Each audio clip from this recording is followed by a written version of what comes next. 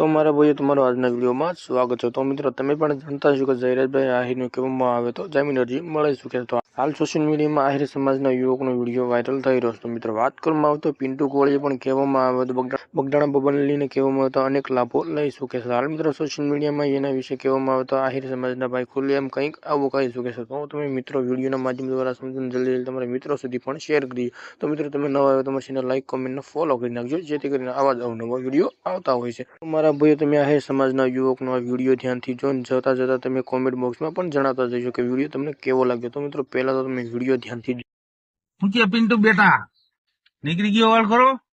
હે થઈ ગઈ શાંતિ? તારી બે આઈડી નો નીકળી ગયો ને? હવે શાંતિ રાખજો હો મારો ભાઈ, બરાબર? હવે બધું પતી ગયું હે। હવે મારો ભાઈ હાવ શાંતિ રાખજે, બાકી કાંઈ ખોટો આડાવરી નો થતો નહીં, નકર હજી એના ઈ જ છે હો, બરાબર?